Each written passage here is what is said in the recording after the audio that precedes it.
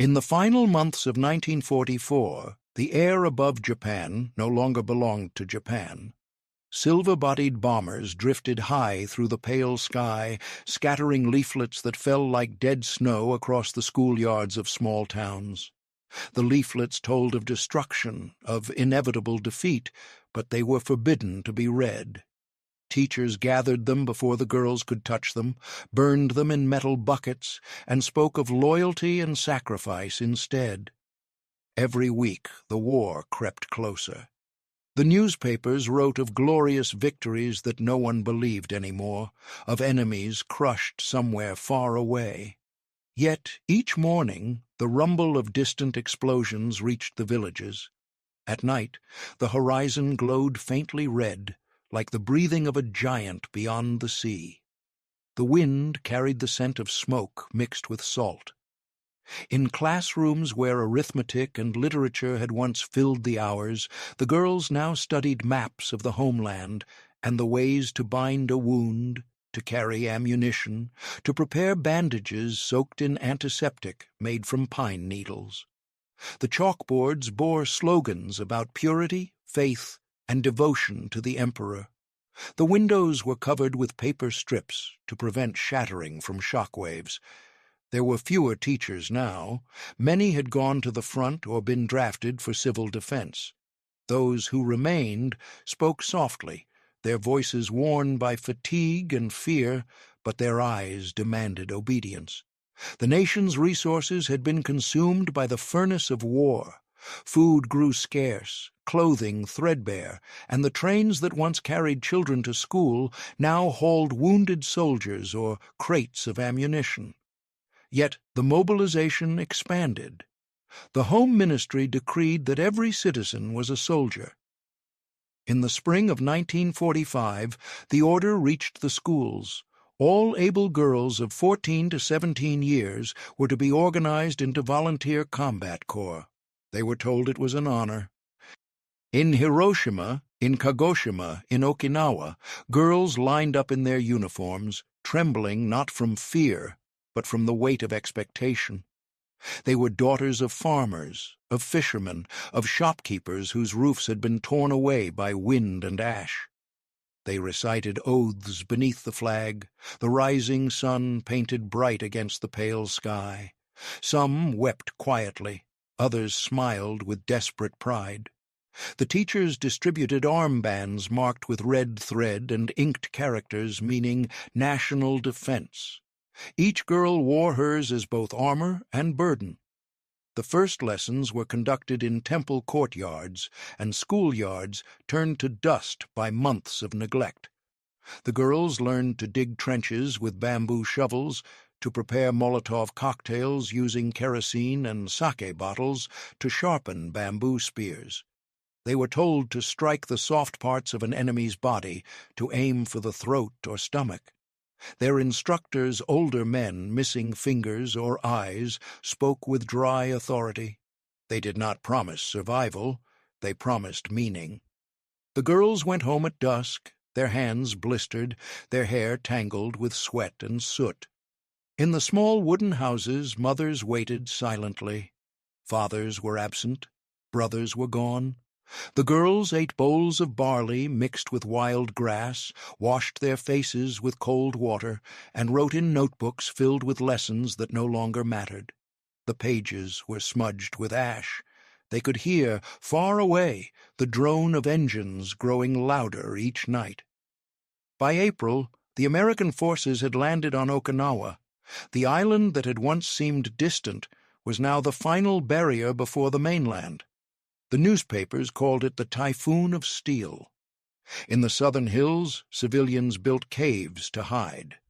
The girls of Okinawa were the first to be called to service.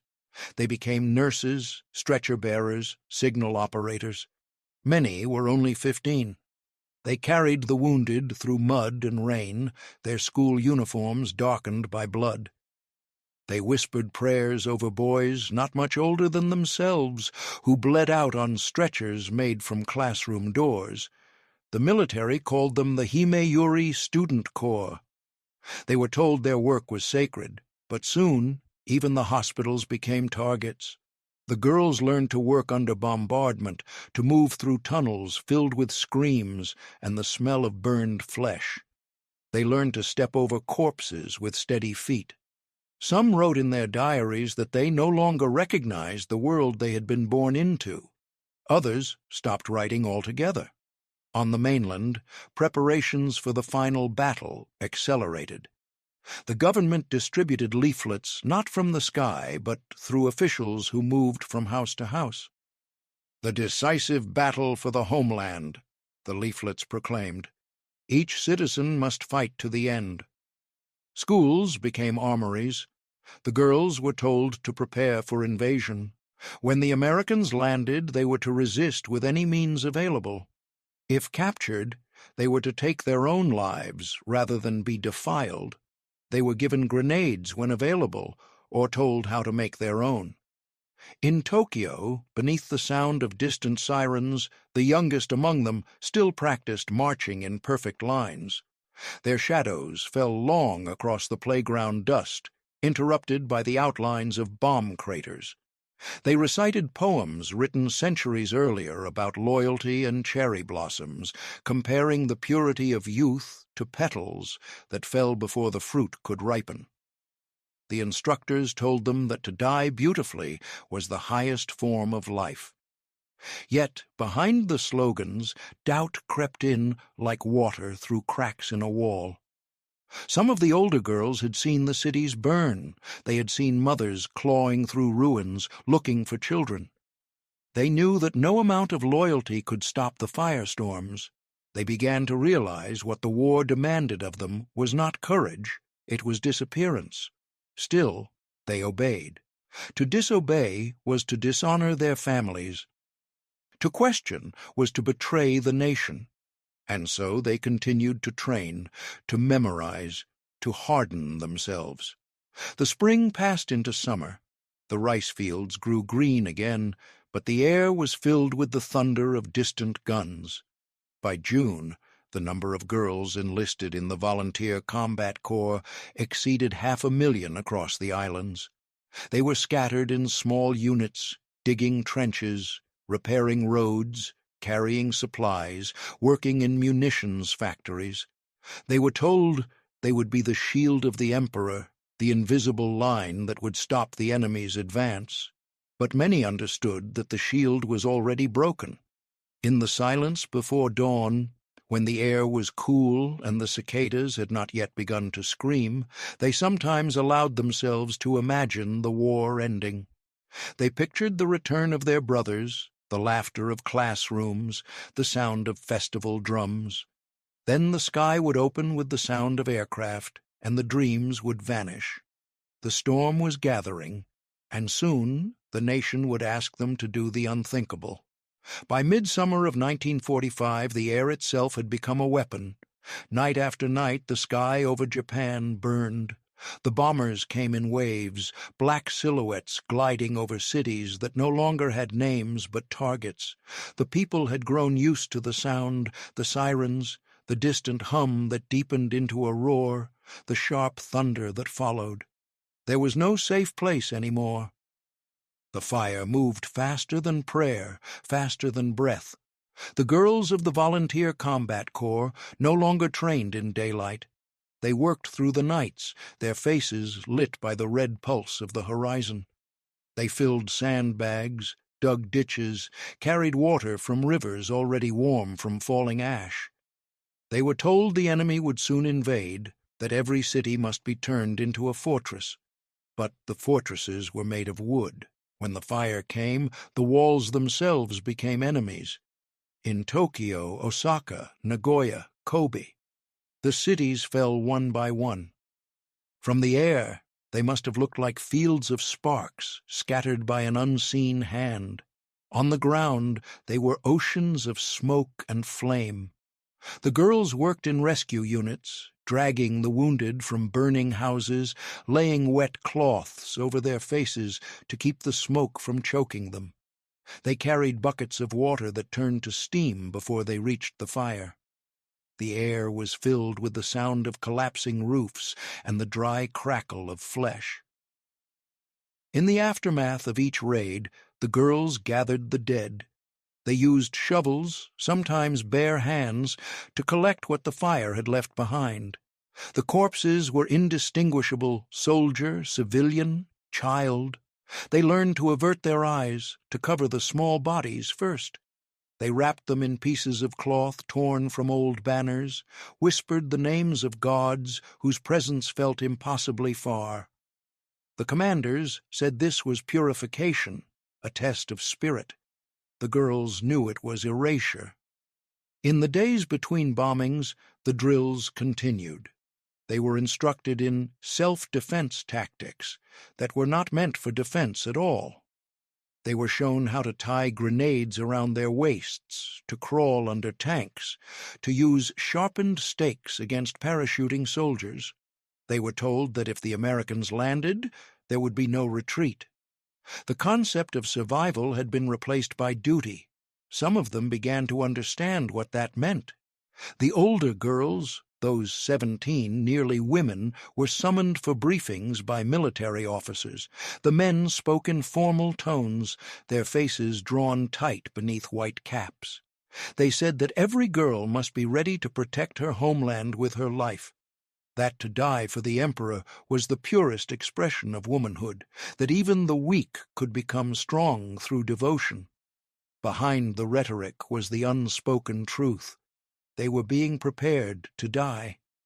In villages across Kyushu and Shikoku, the local schools distributed bamboo spears by the hundreds. The shafts were rough, the tips hardened by fire. The girls practiced thrusting at straw dummies. Their arms grew bruised, their palms torn, but they smiled through the pain, because to grimace was to appear disloyal. In the evenings they went home and soaked their hands in cold water until the skin turned white. Their mothers said nothing.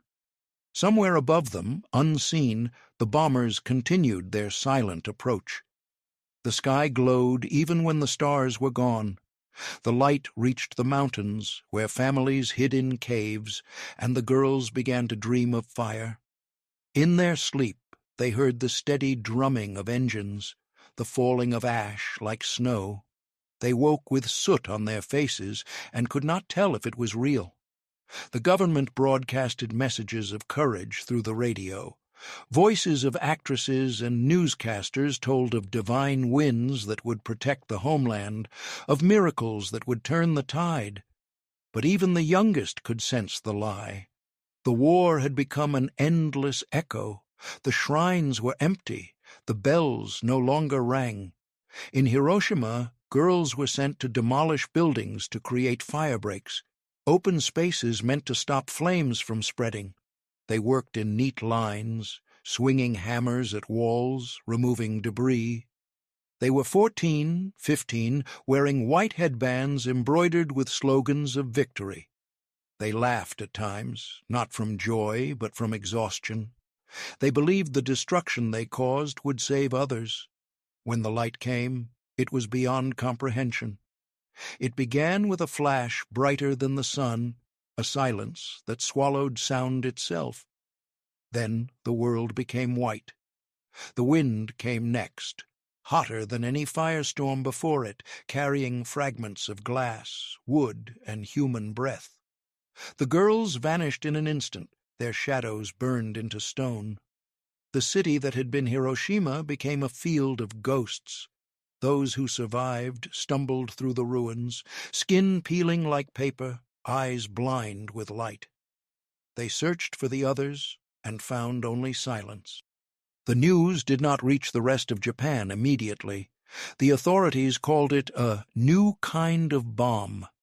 The survivors were forbidden to speak of what they had seen, but rumors spread faster than orders.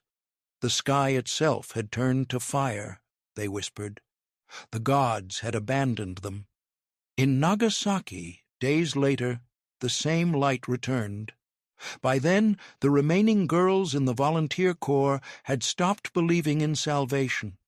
They no longer waited for victory. They worked because there was nothing else to do. They carried supplies for units that no longer existed, built fortifications for battles that would never come. They tended to the wounded even as the hospitals crumbled.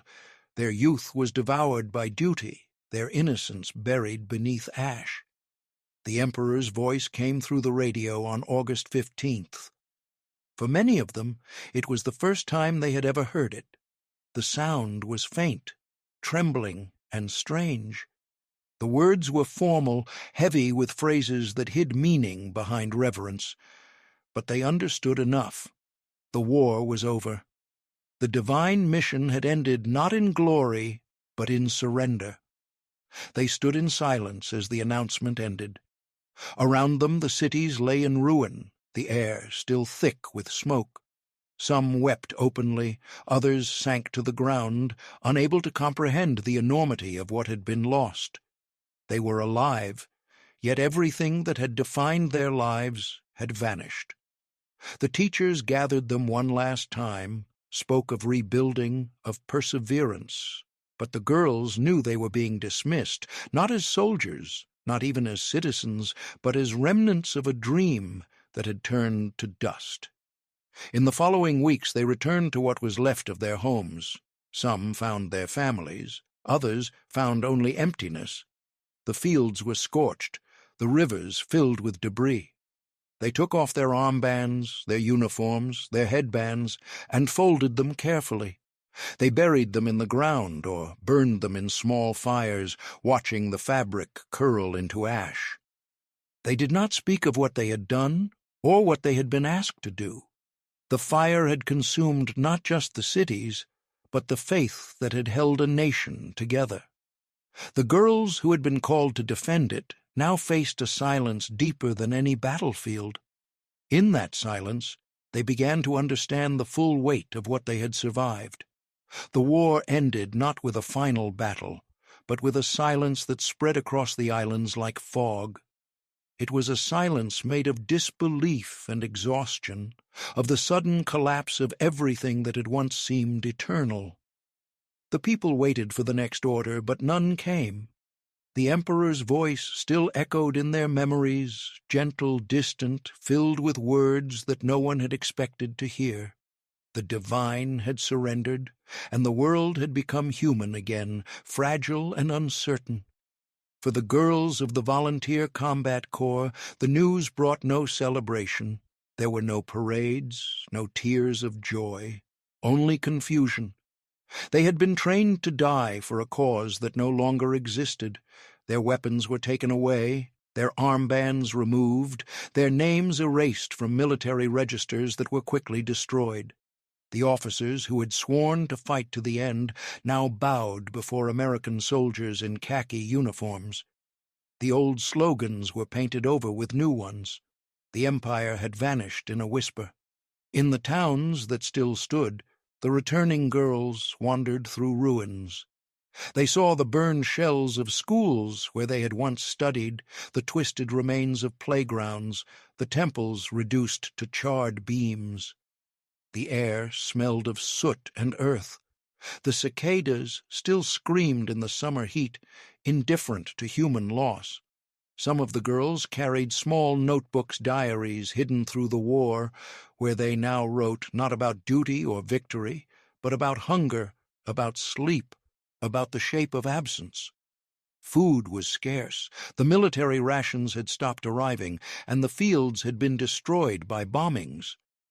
They foraged for roots and weeds, lined up for hours in front of relief stations operated by strangers who spoke in a foreign tongue.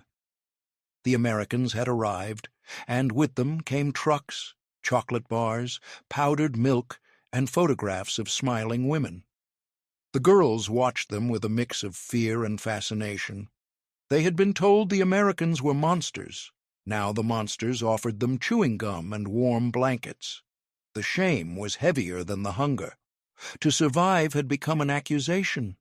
The girls had been willing to die for their country, but the country itself had died instead. Each of them carried an invisible wound, the knowledge that they had believed, and that belief had been used against them. They felt hollow, like shells left on a beach after the tide had gone. They avoided each other's eyes. When they spoke, it was in whispers, as if sound itself might awaken something best left asleep. In some cities, reconstruction began quickly. Men in suits returned from the war or from prison camps, carrying plans and blueprints. The occupation government ordered the removal of militarist symbols, the rewriting of textbooks, the cleansing of memory. Schools reopened, their walls painted white to cover the past. The same classrooms that had once echoed with patriotic chants now filled with lessons about peace, democracy, and cooperation. The girls sat at their desks again, their bodies older, but their faces still young, trying to remember how to be students. Yet beneath the surface the war lingered. It lived in gestures, the way they bowed too deeply, the way they flinched at sudden noise, the way they avoided looking at the sky for too long. The memories came at night, the smell of smoke, the sound of sirens, the sight of shadows burned into stone. They dreamed of the faces of those who had not returned. Classmates buried in Okinawa's caves, girls who had vanished in Hiroshima's light, friends whose letters ended mid-sentence. In their dreams, those faces called to them, not accusingly, but with a terrible gentleness. Some of the girls found work in factories rebuilt under American supervision. Others became nurses, secretaries, translators. They learned English words that felt strange in their mouths: freedom, future, hope. The new textbooks told them that the war had been madness, that they had been victims of deception. But memory did not obey reason. They could not erase the feel of the bamboo spear in their hands, the taste of ash on their tongues. They could not forgive themselves for surviving when others had not. The occupiers brought cameras. They filmed the ruins, the children, the smiles of those who had received aid. The girls appeared in some of these films, standing in lines, waving shyly, their faces pale and unreadable. To the world, they became symbols of rebirth, of Japan's new beginning. But inside, they carried the ghosts of a vanished empire. They lived between two silences, the silence of obedience that had once ruled them, and the silence of shame that followed defeat. In the winter after the surrender, snow fell heavily across the countryside. For the first time in years, the land seemed clean. The bombed fields lay beneath a white sheet, the scars hidden. The girls walked to the rivers to fetch water, their breath forming small clouds in the cold air.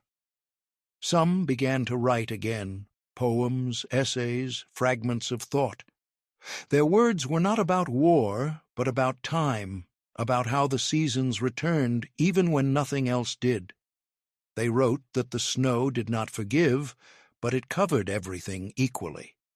The occupation authorities encouraged them to study, to learn new skills, to join youth organizations promoting peace. Some accepted, eager to move forward. Others withdrew, unable to reconcile the contradictions within them. They had been soldiers, but no one would acknowledge it.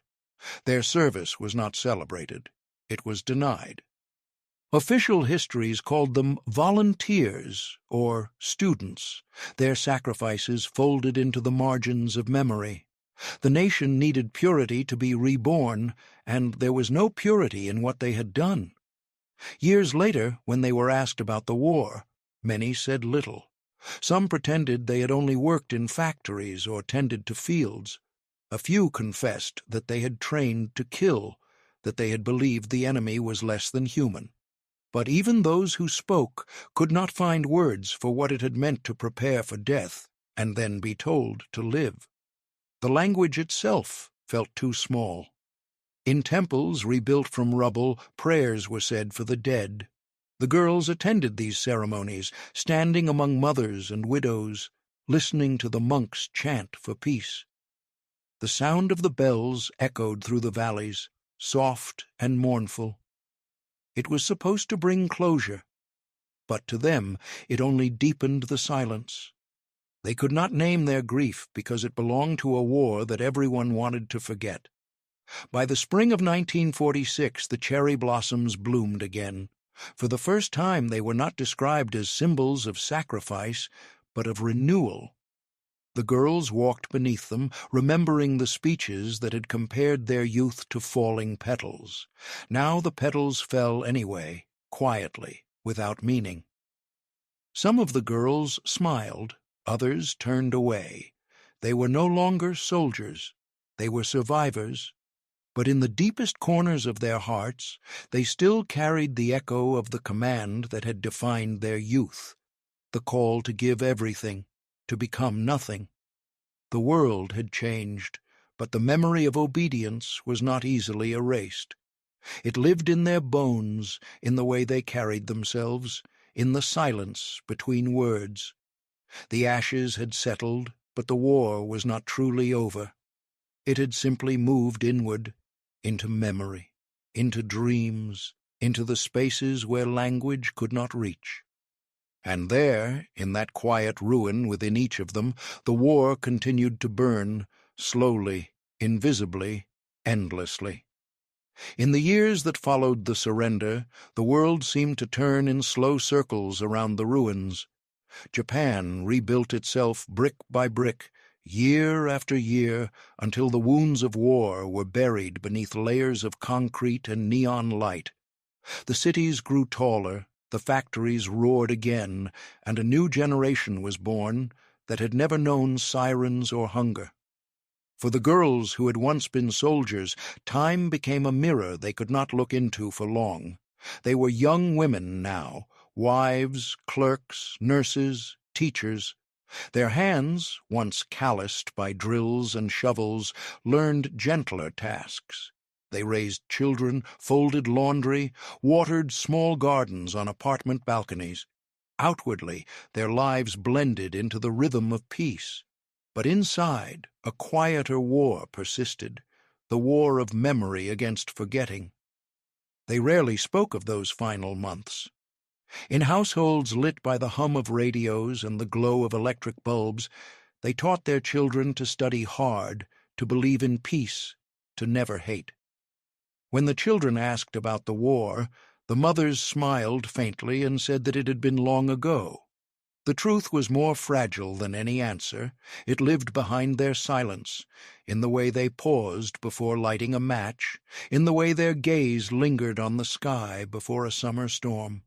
The government encouraged optimism. Factories produced televisions and cars. The newspapers wrote of progress and democracy.